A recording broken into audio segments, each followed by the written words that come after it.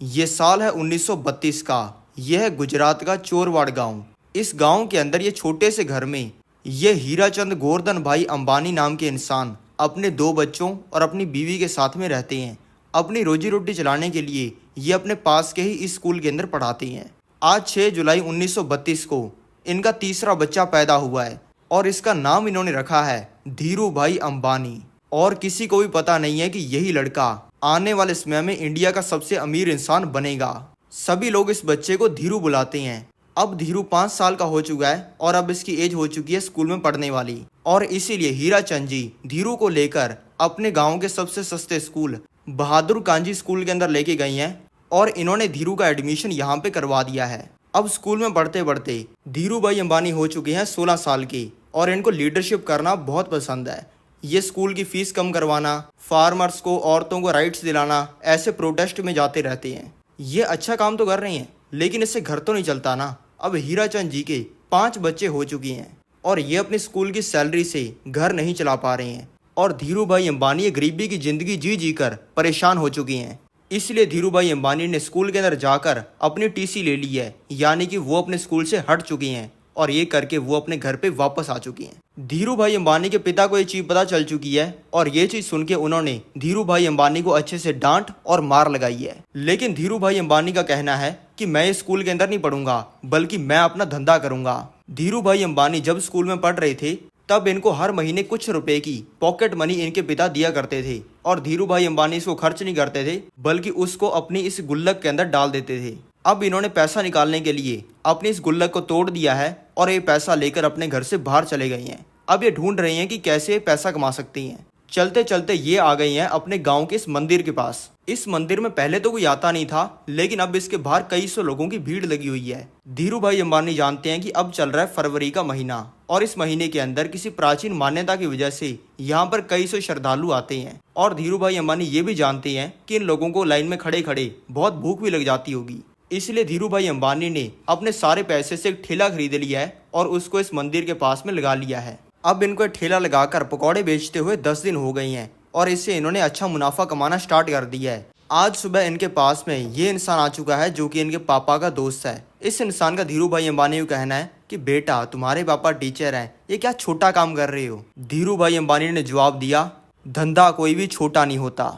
अब इस काम को करते हुए 15 दिन हो चुके हैं और लोगों ने मंदिर में आना बंद कर दिया है। इसलिए धीरू भाई अंबानी ने अपने ठेले को बेच दिया है और सारे पैसे को अपने बैंक में रख दिया है। अब ये पैसा कमाने का कोई और तरीका ढूंढ रही हैं। अब इनको पता चल चुका है कि यमन के अंदर इंडिया से कई गुना ज्यादा पैसा बनता है और धीरू भाई अंबानी ने कई सौ लोगों से जिनकी फैमिली के लोग यमन गए हैं उनसे इस चीज को कंफर्म भी कर लिया है। अब धीरू भाई अंबानी ने अपने पिता को कन्विंस करके उनकी सारी जिंदगी की सेविंग को यूज करके यमन जाने के लिए टिकट और वीजा खरीद लिया है और अब धीरू भाई अंबानी 16 साल की उम्र में यमन आ चुके हैं और इन्होंने इस शेल कंपनी के पेट्रोल पंप पे काम करना स्टार्ट कर दिया है। अब इस पेट्रोल पंप पे कोई भी इंसान अगर अपनी गाड़ी लेकर 100 रुपए का पेट्रोल भरवाने आ रहा है ना, तो धीरू भाई अंबानी उस इंसान को कह रहे हैं कि सर आपके पास में इतनी बड़ी गाड़ी है, इतने बड़े आप इंसान हो, 100 रुपए का पेट्रोल भरवाओगे, ये तो जल्दी खत्म हो जाएगा, फिर आपको वापस आना पड़ेगा, इसलिए आप 1000 रुपए का पेट्रोल भरवा लो। इसलिए इन्होंने इस पेट्रोल पंप का प्रॉफिट कई गुना बढ़ा दिया है और इस चीज से खुश होके पेट्रोल पंप के मालिक ने इनको पेट्रोल पंप का मैनेजर बना दिया है। ये शाम तक पेट्रोल पंप पे काम करते हैं और बाद में इनके पास में टाइम बच जाता है। इस टाइम में भी काम करने के लिए इनको काम पसंद आया है क्लर्क का, इसलिए ये इस कंपनी के अंदर चले गए हैं क्लर्क का काम करने के लिए। इंटरव्यूअर ने धीरू भाई अंबानी से कहा कि तुम तो 16 साल की हो, तुम क्या काम करोगे। धीरू भाई अंबानी ने कहा कि 16 साल का हूँ, लेकिन अकल मुझे 60 साल के लोगों से भी ज़्यादा है। इंटरव्यूअर ने पूछा कि तुम्हारे पास में तो कोई डिग्री भी नहीं है। धीरू भाई अंबानी ने कहा कि मुझे डिग्री की ज़रूरत ही नहीं है, मैं क्यों अपना टाइम स्कूल के अंदर, यूनिवर्सिटी के अंदर वेस्ट करूं और उस टाइम में पैसा ना कमाऊं। मैं यहाँ पे नौकरी लेने आया हूँ क्योंकि मैं बेस्ट हूँ। मैं आपके लिए 1 हफ्ता फ्री में काम करूँगा और मैं आपको गारंटी देता हूँ कि 6 महीने के अंदर आप जो भी सेल्स टारगेट सेट करोगे वो मैं तोड़ दूंगा। मैं यहाँ पे पैसा कमाने आया हूँ, आप मुझे नौकरी दो, मैं खुद अमीर बनूंगा, आपको अमीर बनाऊंगा और हम दोनों मजे करेंगे। ये कहने पर तुरंत ही धीरू भाई अंबानी को क्लर्क की जॉब भी मिल गई और इन्होंने एक दिन में 2 जॉब्स करनी स्टार्ट कर दी। अब दोस्तों काम करते हुए चाय पीने की भी जरूरत पड़ती है। धीरू भाई अंबानी के पास में 2 ऑप्शन है, या तो वो ठेले पर 10 पैसे की चाय पिए या फिर 5 स्टार होटल में जाकर 1 रुपए की चाय पिए। धीरू भाई अंबानी रोज 1 रुपया खर्च करके 5 स्टार होटल के अंदर चाय पीते हैं, ये सुनने के लिए कि वहाँ पे अमीर लोग काम क्या करते हैं। आज भी सेम ही दिन है, आज भी ये उसी 5 स्टार होटल में बैठकर 1 रुपए की चाय पी रहे हैं। इनके साइड में बैठे ये दो लोग बात कर रहे हैं कि यार जो हमारी यमन कंट्री के अंदर ये चांदी का रियाल सिक्का चलता है, इसमें जो चांदी होती है वो इस सिक्के से भी महंगी होती है। ये 100 रुपए के सिक्के में 110 रुपए की चांदी है। कोई इसको पिघलाने लग जाए तो उसको मजा आ जाए। ये दो लोग तो इस चीज के बारे में मजाक में बात कर रहे थे, लेकिन धीरू भाई अंबानी ने इस चीज को सीरियस ले लिया है और अपनी सारी यमन की कमाई से चीजों को पिघलाने के लिए ये मशीन खरीद ली है और इससे धड़ाधड़ सिक्कों को पिघलाकर उनको चांदी में कन्वर्ट करना स्टार्ट कर दिया है और इस चांदी को सुनारों को बेचना स्टार्ट कर दिया है। और देखते देखते इन्होंने यमन के लाखों सिक्के पिघला दिए हैं, क्योंकि लाख रुपए के सिक्के पिघलाने पर 10,000 रुपए का प्रॉफिट होता है। लेकिन वहीं पे दूसरी तरफ यमन की सरकार ये सोचकर परेशान हो गई है कि हमारे सारे सिक्के कहां पर गए। इन्होंने ये जानने के लिए इन्वेस्टिगेशन करनी स्टार्ट कर दी है और कई महीनों की इन्वेस्टिगेशन के बाद में इनको पता चला है कि लड़का ये काम कर रहा है, क्योंकि तब तक धीरू भाई अंबानी की उम्र 18 साल की हो चुकी थी।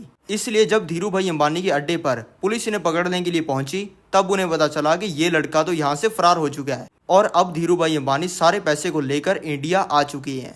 अब धीरू भाई अंबानी 26 साल की उम्र में यमन से फ्लाइट पकड़कर आ चुके हैं मुंबई के अंदर और यहाँ से गुजरात जाने वाली लोकल ट्रेन के डब्बे में बैठकर आ चुके हैं अपने गुजरात के चोरवाड़ गांव में वापस। इनका स्वागत करने के लिए इनकी पूरी फैमिली और गांव के कई सौ लोग आए हैं और इनके स्वागत के लिए ढोल बजाए जा रहे हैं और इनको मालाएं पहनाई जा रही हैं। इसी शोर शराबे के बीच धीरू भाई अंबानी के पिता आ गए हैं और इन्होंने सारा ढोल ढमक्का बंद करवा दिया है। और इनके पिता पूछ रहे हैं कि तू यमन से इंडिया आ गया, बहुत बढ़िया बात है, लेकिन कहीं तू वहां की नौकरी तो नहीं छोड़ आया। धीरू भाई अंबानी ने कहा कि मैं नौकरी छोड़ आया हूँ। ये सुनते ही भीड़ में खड़े सभी लोगों के चेहरे उतर गए और इनके पिता ने इनके थप्पड़ मारा। फिर धीरू भाई अंबानी उठे और धीरू भाई अंबानी ने कहा कि अगर मैं यमन में नौकरी करके अपनी जिंदगी बदल सकता हूँ तो मैं भारत के अंदर अपना धंधा करके भी आप सभी लोगों की जिंदगी बदल सकता हूँ, और ये चीज मैं करूंगा, इसकी मैं गारंटी देता हूँ। इनके दोस्तों और रिश्तेदारों ने इनको कहा कि तू धंधा करके महीने के 12 रुपए नहीं कमा पाएगा। ये सुन के सभी लोग चले गए अपने अपने घर पे। अब धीरू भाई अंबानी ने गांव के अंदर रहना स्टार्ट कर दिया है। गांव के अंदर इनकी एक गर्लफ्रेंड कोकिला बहन भी रहती है। ये 18 साल से इनकी गर्लफ्रेंड है और अभी 28 साल की हो चुकी हैं। ये बेचारी पिछले 10 सालों से कुंवारी बैठी हैं और इन्होंने पिछले 10 सालों में किसी और लड़के के साथ में बात तक नहीं की। धीरू भाई अंबानी ने अपने अच्छे पल इनके साथ में बिताने स्टार्ट कर दिए हैं और आज इनका 5वां दिन है गांव के अंदर रहते हुए। आज सुबह भी ये अपनी गर्लफ्रेंड कोकिला बहन के साथ में हैं। धीरू भाई अंबानी ने कहा कि मैं जा रहा हूँ मुंबई धंधा करने। कोकिला बहन ने कहा कि क्या तुम मुझे पहले की तरह ही छोड़कर चले जाओगी। धीरू भाई अंबानी ने कहा नहीं। धीरू भाई अंबानी ने दोपहर के अंदर कोकिला बहन से शादी कर ली है और अब ये शाम को दोनों सभी लोगों को विदा कहकर चले गए हैं मुंबई। धीरू भाई अंबानी को क्लियर है कि उन्हें कपड़ा बेचने का व्यापार करना है, यानी कि सस्ते दाम पर कपड़े को खरीदेंगे, उससे चीजें बनाएंगे और उसको महंगे दाम पे बेचेंगे। धीरू भाई अंबानी की फैमिली पहले बहुत ही अमीर हुआ करती थी, लेकिन बाद में बहुत ही गरीब हो गई। ये कैसे हुआ ये समझाने के लिए मैं भी आपको लेके आ चुका हूँ 1925 में। ये है मुंबई के अंदर रहने वाले हीराचंद गोवर्धन भाई अंबानी। ये एक करोड़पति बिजनेसमैन है। इनको 19 साल की उम्र में इनको मुंबई के एक बहुत ही अमीर घराने की लड़की ये जिम्ना बेन से प्यार हो गया है और 20 साल की उम्र में इनकी जिम्ना बेन के साथ में शादी हो गई है। लेकिन इसके 1 साल बाद कुछ ऐसा हुआ जिससे धीरू भाई अंबानी के पिता का बिजनेस बर्बाद हो गया और इन दोनों को गुजरात के चोरवाड़ में जाकर बसना पड़ा। यानी कि धीरू भाई अंबानी के भले माता और पिता गरीब हैं, लेकिन इन दोनों के ही रिश्तेदार बहुत ही अमीर हैं और मुंबई के अंदर रहते हैं। अगर कपड़े का व्यापार करना है तो उसके लिए पैसा भी तो चाहिए, लेकिन धीरू भाई अंबानी के पास में पैसा नहीं है। इसलिए इन्होंने अपने मम्मी के साइड से कजिन चंपक लाल दमानी के साथ में पार्टनरशिप करके बिजनेस करने का प्लान बनाया है। सबसे पहले जरूरी है सिंथेटिक कपड़े को खरीदना और ये कपड़ा बिकता है इस फैक्ट्री के अंदर। अब धीरू भाई अंबानी फैक्ट्री के अंदर आ चुके हैं और यहाँ पर इनको पता चल चुका है कि यहाँ पर कपड़ा खरीदने वालों की यूनियन है और ये किसी भी नए इंसान को एंटर नहीं करने देते। इसलिए धीरू भाई अंबानी को फैक्ट्री से धक्के मार के बाहर निकाल दिया गया है और कहा गया है कि पहले यूनियन के हेड अजान को लाखों रुपए देकर तुम्हें यहाँ पर कपड़ा खरीदने की परमिशन लेनी पड़ेगी। ऐसा करना है तो कल शाम को 6 बजे पास के गोल्फ फील्ड के अंदर जाना और अजान से जाके मिल लेना। अब आ गया है अगला दिन और बज गई हैं 6 और धीरू भाई अंबानी गोल्फ फील्ड के अंदर आ चुकी हैं। धीरू भाई अंबानी ने अजान को बताया कि मैं आपसे परमिशन लेना चाहता हूँ यहाँ से कपड़ा खरीदने के लिए। अजान ने टोटल करके बता दिया कि इतने लाख रुपए लगेंगे।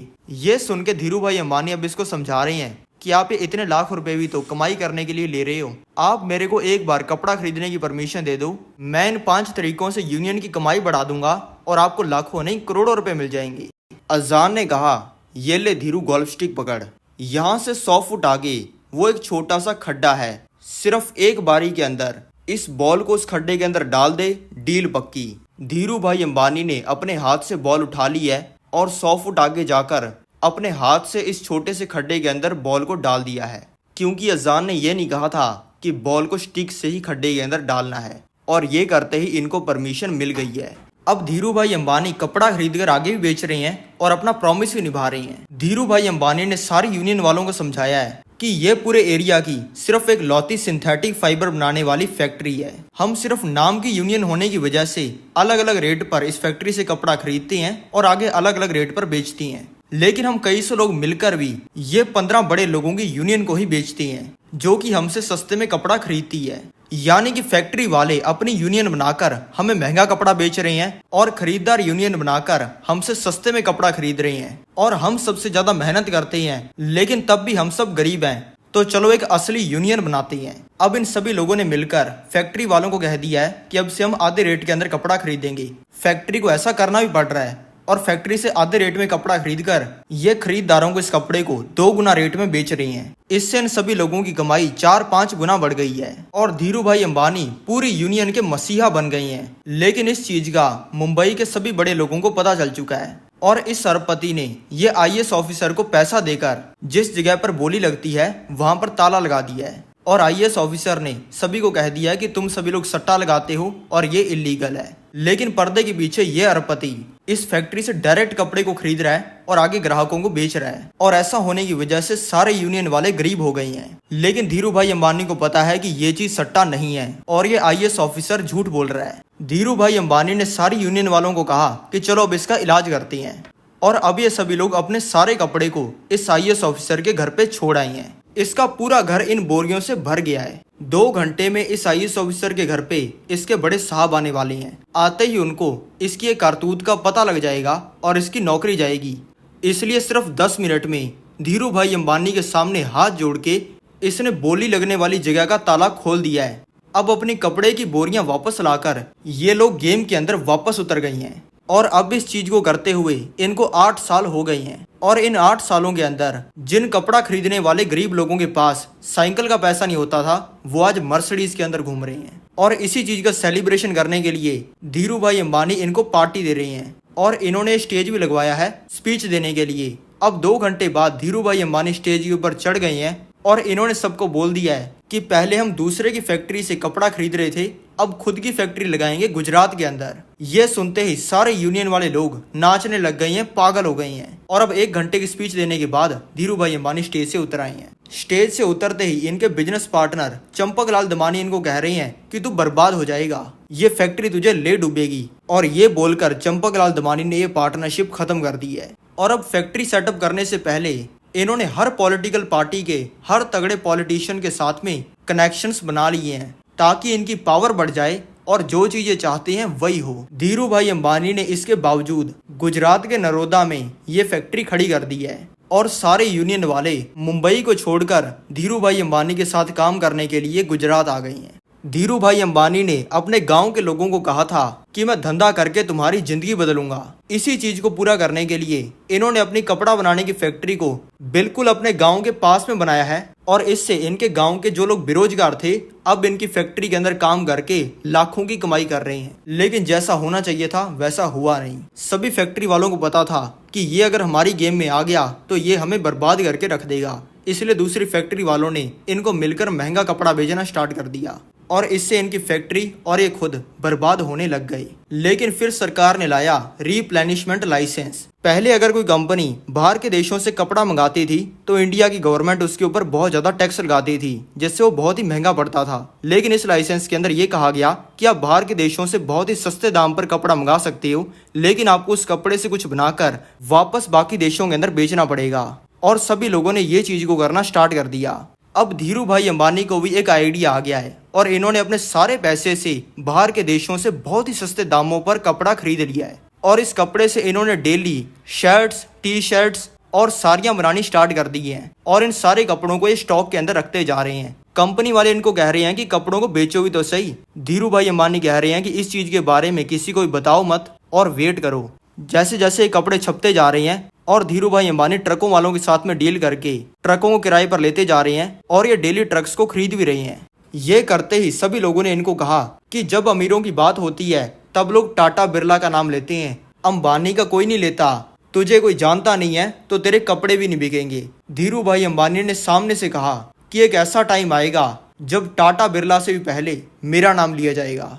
अब इनकी फैक्ट्री के अंदर हो गई हैं लाखों कपड़े। इन्होंने अपने ब्रांड का नाम रखा है विमल और इन्होंने अपने सारे कपड़ों को ट्रकों के अंदर डालकर इंडिया के कपड़ों के व्यापारियों के पास में पहुंचा दिया है। ये इन कपड़ों को कौड़ियों के दाम पर बेच रही हैं और इनकी क्वालिटी नॉर्मल कपड़ों से कई गुना अच्छी है। अब हो चुकी है सुबह और सभी कपड़ों की दुकान वालों ने विमल के कपड़े बेचने स्टार्ट कर दिए हैं। ये कपड़े इतने सस्ते और अच्छी क्वालिटी की हैं कि कपड़ा बेचने वाले लोगों की दुकानों के बाहर कई सौ लोगों की लाइनें लग गई हैं और कई कई दुकानदारों के एक ही दिन के अंदर हजारों कपड़े बिक गए हैं। इसका रिस्पांस देखते हुए शाम तक ही धीरू भाई अंबानी ने इन दुकानों में और कपड़े भिजवा दिए हैं और दुकान वालों ने भी तुरंत ही खरीद लिए हैं। अब सिर्फ 2 दिनों के अंदर ही विमल इतना बड़ा ब्रांड बन गया है कि कोई इंसान बाकी कंपनी के कपड़ों को हाथ भी नहीं लगा रहा। धीरू भाई अंबानी ने अपने दोस्तों और रिश्तेदारों को जवाब देने के लिए, जो कि कहते थे कि इसका बाप धंधा करके बर्बाद हो गया, ये धंधा करके महीने के 12 रुपए नहीं कमा पाएगा, ये 12 करोड़ रुपए की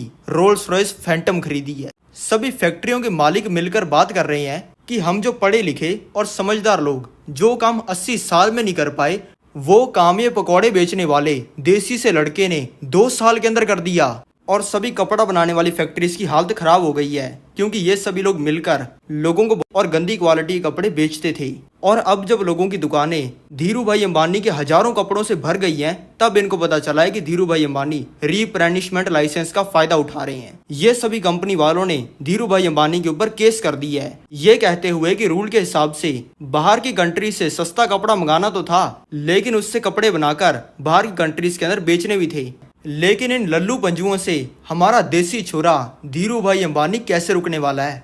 धीरू भाई अंबानी ने कहा कि रूल के अंदर ये कब लिखा हुआ है कि बाहर की कंट्री से जितना भी कपड़ा मंगाया उससे 100% जितने भी कपड़े बने वो बाहर के देशों के अंदर भेजनी है। 2-3 टी शर्टें डेली तो भेज रहा हूँ मैं बाहर की कंट्रीज के अंदर, अब मेरा उखाड़ दो, क्या उखाड़ सकते हो। और अब धीरू भाई अंबानी हफ्तों के अंदर ही वापस नंबर 1 बन गए हैं। जिन अरबपतियों के धंधे धीरू भाई अंबानी ने ठप कर दिए, उन्होंने जब पैसा कमाया था तब उन्होंने सिर्फ अपनी और अपने घर वालों की जेबें भरी, लेकिन अब जब धीरू भाई अंबानी का टाइम आया है तब धीरू भाई अंबानी लोगों की जेबें भर रहे हैं। इन्होंने अपने गांव के अंदर रहने वाले लोगों की और अपनी कंपनी के एम्प्लॉयज की तो जिंदगी बदली ही, और अब ये उन बच्चों की जिंदगी बदल रहे हैं जो कि पैसे की वजह से पढ़ाई नहीं कर पा रहे, जो कि डिसेबल्ड हैं, कोई लंगड़ा है तो कोई अंधा, जो कि अनाथ हैं, और गरीब लोगों की भी हेल्प करने के लिए ये करोड़ों की डोनेशंस कर रही हैं। अब आ गया है 1977। धीरू भाई अंबानी ने स्टॉक मार्केट के अंदर अपनी रिलायंस कंपनी का आईपीओ लिस्ट कर दिया है। धीरू भाई अंबानी के कपड़े इतने ज्यादा बिकते हैं, इसलिए लोगों को इनके ऊपर बहुत ज्यादा ट्रस्ट है और इसीलिए ये 58,000 लोगों ने धीरू भाई अंबानी की कंपनी के अंदर पैसा लगा दिया है।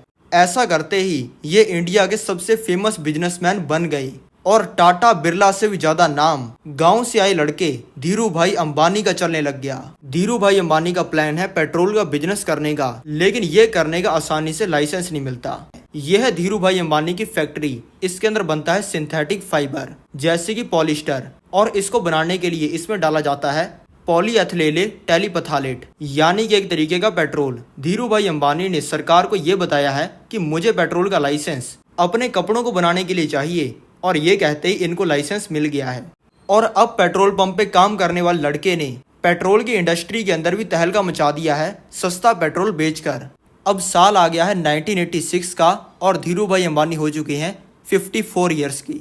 आज भी एक नॉर्मल सा ही दिन लग रहा है। धीरू भाई अंबानी सुबह 9 बजे उठे हैं। उठते ही इनको दिमाग के अंदर थोड़ा सा दर्द फील हो रहा है, लेकिन इसको भुलाकर ये चले गए हैं अपनी पोती ईशा अंबानी के कमरे में, क्योंकि ये अपने दिन की शुरुआत तब तक नहीं करते हैं जब तक ये अपनी पोती ईशा अंबानी का चेहरा न देख लें। अब ये आ चुके हैं अपने ऑफिस के अंदर और इन्होंने काम करना स्टार्ट कर दिया है। लेकिन अब एकदम से ही इनके दिमाग के अंदर खून जाना बंद हो गया है, इनको चक्कर आने लग गए हैं, इनको क्लियर दिखना बंद हो गया है और ये अपने हाथ पैर को भी कंट्रोल नहीं कर पा रहे हैं। ये देखकर इनके ऑफिस के लोग इनके पास में भागकर आ गए हैं और इनको हॉस्पिटल ले आई हैं। डॉक्टर्स का कहना है कि इनको एक स्ट्रोक आया था और अब ये कोमा के अंदर चले गई हैं और इनका हाथ पैरालाइज हो गया है और अब कोमा के 10वें दिन पे इनको होश आया है। डॉक्टर्स ने कह दिया है कि अब से आप नॉर्मल जिंदगी जी नहीं पाओगे। लेकिन धीरू भाई अंबानी इनकी बात मानने वालों में से कहाँ है। धीरू भाई अंबानी ने 3 महीनों के अंदर अपने लाइफस्टाइल को चेंज कर लिया है और ये वापस नॉर्मल हो गई हैं। और अब धीरू भाई अंबानी का एक ऐसा गोल्डन एरा आ गया है कि इन्होंने कपड़े का, पेट्रोल का, टेलीकॉम और रिटेल तक का व्यापार करने वाले हजारों अरबपतियों की, जो कि मिलकर लोगों को लूटते थे, बोलती बंद कर दी है। और इंडिया का बच्चा बच्चा धीरू भाई अंबानी का फैन हो गया है। फोन, टीवी और आर्टिकल से लेकर स्कूल, घर और ऑफिस तक हर जगह पे एक ही नाम चल रहा है, अंबानी।